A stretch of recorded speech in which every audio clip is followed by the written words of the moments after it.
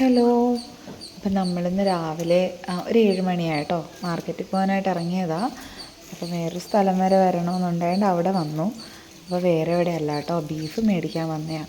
അപ്പോൾ ഇവിടെ എത്തിയപ്പോൾ ഒരു കൺഫ്യൂഷൻ, ഇങ്ങോട്ടാണോ അങ്ങോട്ടാണോ പോകേണ്ടതെന്ന് അറിയത്തില്ല. അപ്പം ഞാൻ ജസ്റ്റ് അവിടെ നിന്ന് നോക്കിയപ്പം അപ്പം നമുക്കിവിടെ ആരും കടയൊന്നും പറഞ്ഞു തരത്തില്ല കേട്ടോ. അപ്പം നമുക്ക് ബീഫൊക്കെ ഇവിടെ വീടുകളിലാട്ടോ ചെയ്യുന്നത്. സീക്രട്ടായിട്ട് ഇവിടെ ഉള്ളവർ കഴിക്കത്തില്ലല്ലോ. അപ്പം നമുക്കിത് പുറമേ ആരോട് ചോദിക്കാനും പറ്റത്തില്ല.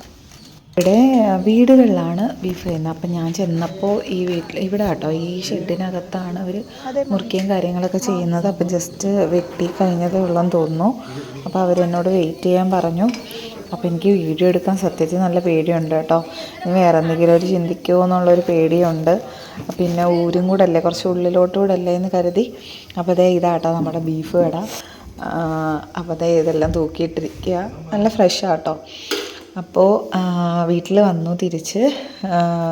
വന്നു ഇനിയിപ്പോൾ നമ്മുടെ പാചകം, ബ്രേക്ക്ഫാസ്റ്റും കഴിച്ച് പാചകം തുടങ്ങണം. അപ്പോൾ അതിന് മുമ്പേ ഫസ്റ്റ് മുടിയൊക്കെ കെട്ടി വൃത്തിയാക്കി വെക്കാമെന്ന് കരുതി. അപ്പം ഇന്ന് മാർക്കറ്റിൽ പോയി എന്തൊക്കെ വാങ്ങിച്ചെന്ന് നോക്കാം കേട്ടോ.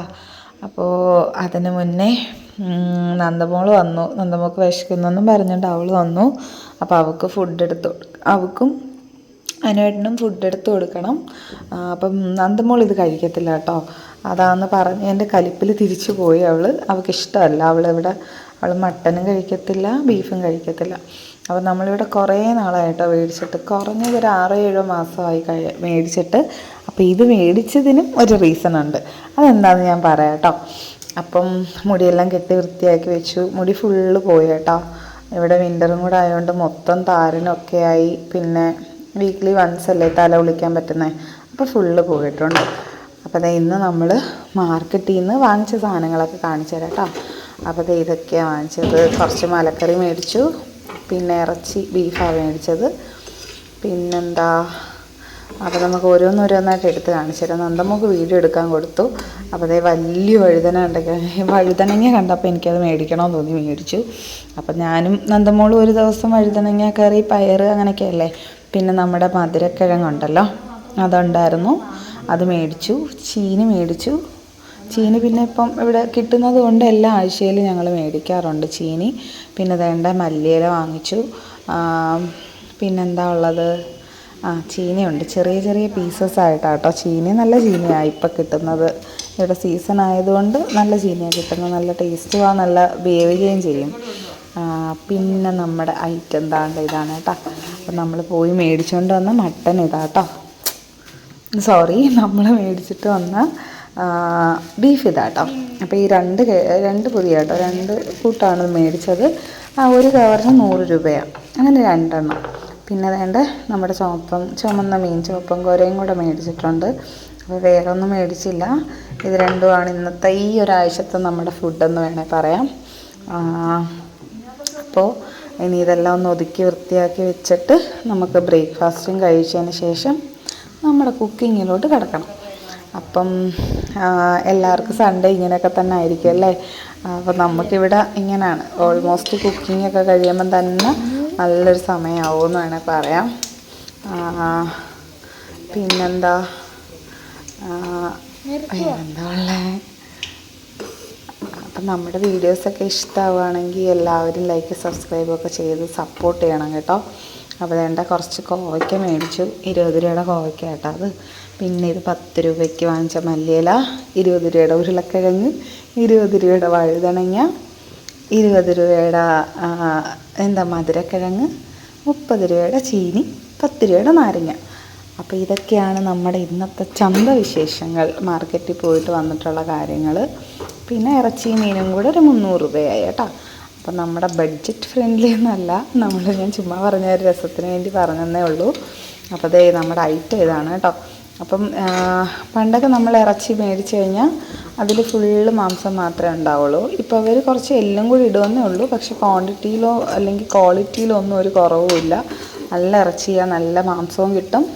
പിന്നെ ഫ്രഷ് സാധനമാണ്. ഫ്രിഡ്ജിൽ വെക്കലോ അങ്ങനെയുള്ള നമ്മുടെ ഇവിടുത്തെ പരിപാടികളോ നാട്ടിലെ പരിപാടികളൊന്നുമില്ല ഇവിടെ. പിന്നെ അവൈലബിളും അല്ലാത്തത് കാരണം അപ്പം ഞാൻ ഇന്ന് ഇവിടെ മേടിക്കാൻ ചെന്നപ്പോൾ എന്നോട് അയാൾ പറഞ്ഞു കേട്ടോ, ചൊവ്വാഴ്ചയും ശനിയാഴ്ചയും ഉണ്ട്, ഫോൺ നമ്പർ തന്നിട്ട് പറഞ്ഞ് വിളിച്ചിട്ട് വന്നാൽ മതി എന്ന് പറഞ്ഞു.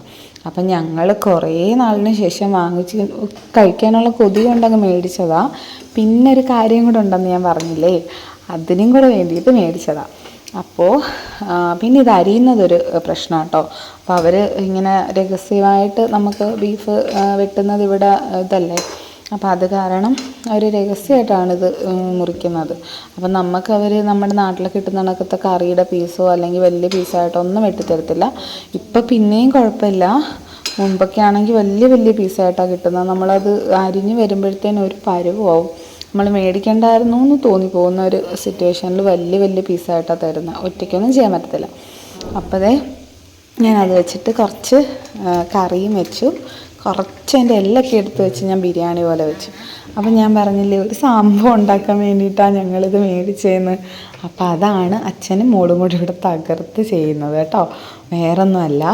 ഇന്ന് ഞങ്ങൾക്ക് പൊറോട്ടയാണ്. അപ്പോൾ പൊറോട്ട ഉണ്ടാക്കാമെന്ന് വിചാരിച്ചിട്ടാണ് നമ്മളിന്ന് ബീഫ് മേടിച്ചത് തന്നെ. പൊറോട്ടയും ബീഫും കൂടെ കഴിക്കാനുള്ളൊരു കൊതി. അപ്പോൾ കുറേ നാളായി ഞാനും നന്ദമോളും 1 വർഷത്തോളം ആയെന്ന് തോന്നുന്നു നാട്ടിൽ പൊറോട്ട കഴിച്ചിട്ട്.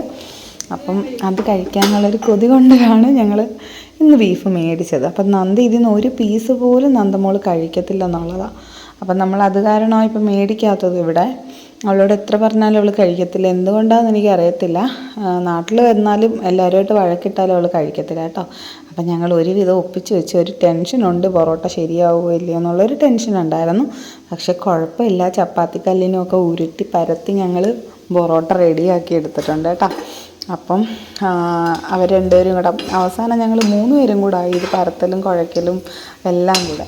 അപ്പം നമ്മുടെ പൊറോട്ട കൊതി കാരണം ഞങ്ങൾ പൊറോട്ട ഉണ്ടാക്കിയതാണ് കേട്ടോ. നല്ല അടിപൊളി പൊറോട്ടയായിരുന്നു. നല്ല അടിപൊളിയെന്ന് വെച്ചാൽ നല്ല സോഫ്റ്റ്, പാലൊക്കെ ഒഴിച്ച് തന്നെയാണ് നമ്മൾ മിക്സ് ചെയ്തതും എല്ലാം. നമ്മുടെ ജിയോ ഷാൻ ചേട്ടൻ്റെ വീഡിയോ കണ്ട, ഞാൻ ഏത് വീഡിയോ എടുത്താലും ഞാൻ ആ വീഡിയോ ആണ് ലാസ്റ്റ് റെഫർ ചെയ്യുന്നത്. എനിക്ക് എന്തോ ഒരു ധൈര്യമാണ് ആ വീഡിയോ കാണുമ്പോൾ. അപ്പം നമ്മുടെ പൊറോട്ടയൊക്കെ അതല്ല, ഞങ്ങൾ ഈ വട്ടം ഞങ്ങളുടെ ഒരു സ്റ്റാഫ് ഇവിടെ ഉണ്ട്, അപ്പോൾ ആ സ്റ്റാഫിനും കൂടെ കൊടുക്കാമെന്ന് കരുതി ഉണ്ടാക്കിയപ്പം